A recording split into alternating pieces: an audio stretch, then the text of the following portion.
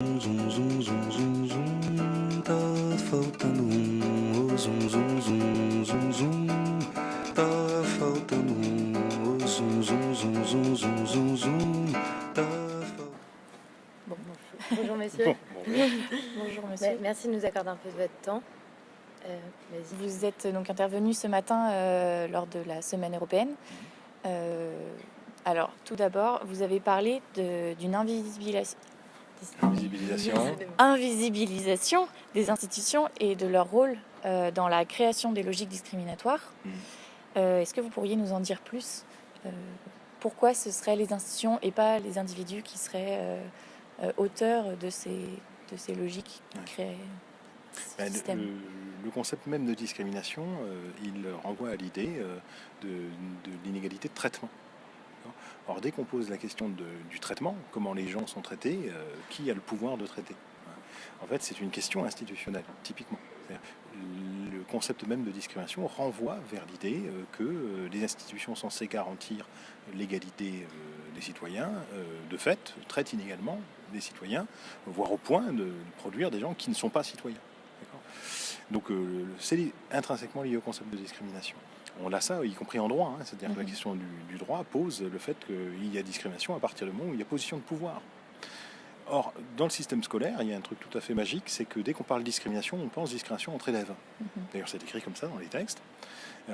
Et là où c'est magique, c'est que comment on passe d'une question qui pose la responsabilité de l'institution dans la production des inégalités à un problème de comportement entre élèves. On a une dépolitisation, en fait, littéralement, de la question. On vide le concept de son sens. Est-ce que, depuis avec les manifestations lycéennes, le blocage des facultés l'année passée avec Parcoursup, est-ce qu'il n'y a pas un malaise quand même? Et est-ce que ces inégalités, elles ne se cristallisent pas et ne mènent pas vers un peu un ras-le-bol? Je ne sais pas si je suis claire. Qu'est-ce que vous en pensez? Alors, je serais un peu en peine d'analyser les ressorts, tous les ressorts du ras-le-bol dont vous parlez. Sur les politiques, par contre, il est très clair, de manière très claire, on n'a pas des politiques qui, de mon point de vue, vont dans le sens de l'égalité, c'est-à-dire vont dans le sens de poser les problèmes. On est plutôt dans les politiques qui remettent accent, renvoient des signaux, pour le coup, de nature plutôt conservatrice, d'accord, sur les méthodes, les débats qu'on agite, sur des logiques conservatrices. On est, à mon avis, on a une politique qui est relativement aux antipodes de ce qu'il s'agirait de faire si on veut transformer effectivement les rapports de pouvoir, les rapports sociaux au sein du système scolaire. Mais c'est un fait que les places sont limitées, que ce soit sur les bancs de l'université ou pour les stages. Un exemple que vous avez mentionné dans la conférence ce matin. Donc si on ne fait pas selon le mérite, comment on fait ou selon des logiques discriminatoires, comment on fait pour attribuer les places à certaines personnes ou à d'autres? Quelle est l'autre solution, quelle est l'alternative à la méritocratie? Il y a au moins deux problèmes dans cette affaire. C'est que d'abord, on fait comme si le nombre de places était en soi un stock, et qu'il s'agissait simplement de se partager le stock qui effectivement est illimité et ne correspond pas à la totalité des gens. Et ce faisant, la deuxième dimension du problème, c'est qu'en réalité, c'est pas un stock, c'est une hiérarchie sociale. Que l'on ait des postes, des travaux, etc. différents, que l'on ait des métiers différents, que l'on ait des corps, c'est pas le problème. C'est pas le problème de la pluralité des choses. Le problème, il est que derrière cette pluralité, elle est en fait toujours stratifiée socialement et toujours hiérarchisée. C'est-à-dire, en fait, ce qui est l'enjeu, c'est pas de savoir vers quoi qui voudrait s'orienter si on est sur l'orientation scolaire, c'est de savoir qui aura les meilleures places. On a beaucoup parlé de discours politique que porte l'institution scolaire. Et il y a quelque chose auquel j'ai pensé. On n'a pas parlé de la laïcité et du rôle que joue finalement le discours politique de la laïcité au sein de l'institution scolaire. Donc, je voulais avoir votre avis sur cette question. Est-ce que la laïcité, en masquant les différences, en les rendant privées, du côté de la sphère privée,